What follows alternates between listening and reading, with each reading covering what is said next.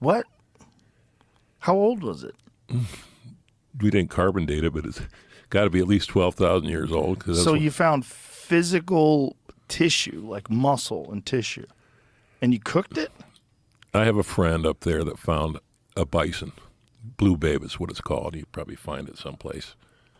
They got killed by a lion. It's one of the main displays at the University of Alaska Museum. And when he discovered it, he got a hold of the museum. He was using giants like I use. And this was... There is it right there. Yeah, it's Dale Guthrie. Wow.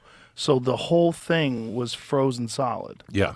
So it's got we're looking at this image. It's got the tissue on it. It's got all the skin. It's got everything. Yep. And you guys cut a chunk off that and threw it in the Traeger? not off that one. But when he found it, he got a hold of the museum. He says, "Hey, I have something coming out of the muck here. Guys might want to come look at. But before I tell you about it, what's the process?"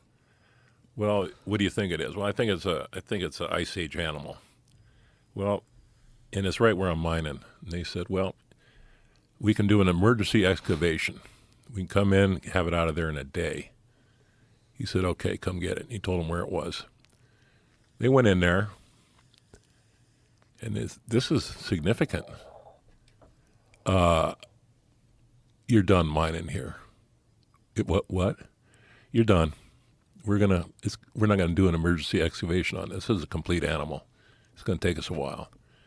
So he's a friend of mine. He says, "Guess what happened, John?" I said, "What?" He goes, "I had to go mine another creek the rest of that summer." "You want to know the name of that creek?" I said, "Yeah." It's called No Gold Creek. He goes, "You know why they call it that, John?"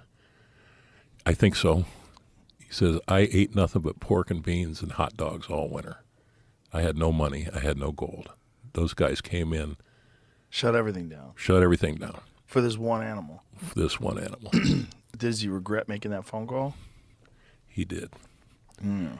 Because after it was all restored and became a preeminent display at the university, and it's been in New York City too, at the AMNH on display, his mom was living in Palm Springs in California, came up to visit him. Now she's elderly. And he's a long-time placer mining family. His father, they were having dinner at the creek one night, and his wife said, "There's somebody in the sluice box." They were sitting down to eat, looked out, grabbed his rifle, bang, put his rifle down, finished his meal, went to bed. He shot the guy? Yeah. The next morning, they're having breakfast. EPA had come in on a site visit. One of the EPA guys came running down and said, "There's a wounded guy inside your sluice box." And the old man says, "He's wounded?" "Yeah, he's wounded." Oh. Off he went. He didn't kill him.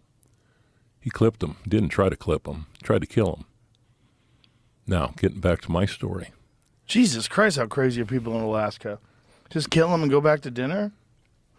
That's some Wild West shit. It is. This is probably 40 years ago that happened, 30 years ago.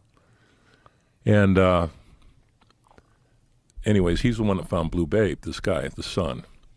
It's his mom, his dad had passed. His mom came up. Hold on, go back to the guy who got shot. What was the guy doing? Stealing gold. Oh. It was inside the guy's sluice box. Okay. It happens. You know, guys getting inside. We've caught people doing stupid shit. I'm sure.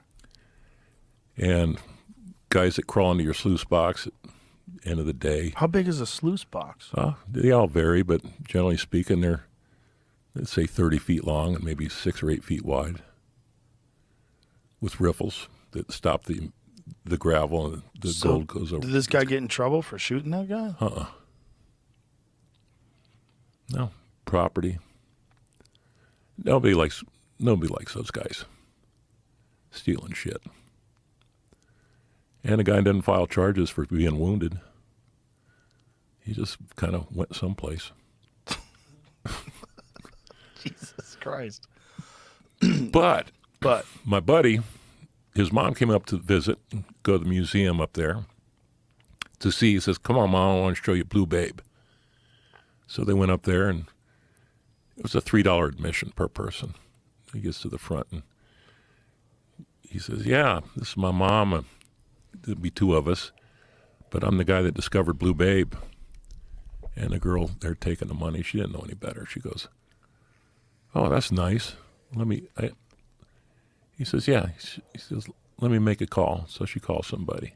She comes back and says, "I tell you what, we're going to let you in for free, but it's going to be $3 for your mom." Oh my God. Oh my God, is right. They made a big mistake because the same guy found a full woolly mammoth. You asked if I ate woolly mammoth before. He didn't make no fucking phone call. Had a little bit of a barbecue. Jesus. A lot of Jack Daniels and shit like that went down.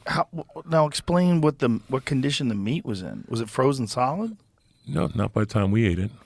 Right, but when he found it, Oh, yeah. it was frozen solid. Yes, sir.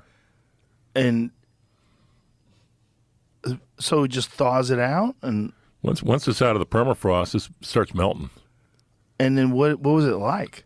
Like, yeah. Like a steak? Oh, fuck no. Like a shoe leather.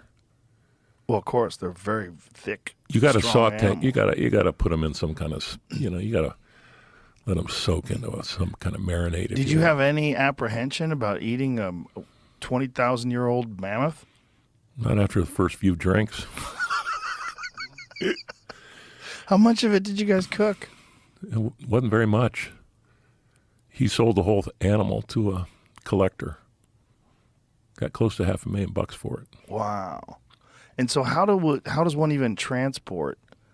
Do you have to refreeze it? Like, what do you do? I think the buyer just wanted the bones. He wanted the skeleton. Oh. Because the skeleton of a woolly mammoth is very expensive. You're talking about tusks that. But wouldn't that tissue be very valuable? I'm not the only guy around that's eating mammoth up there. What? It's. Is that a small club of you guys? I don't know if it's a small club.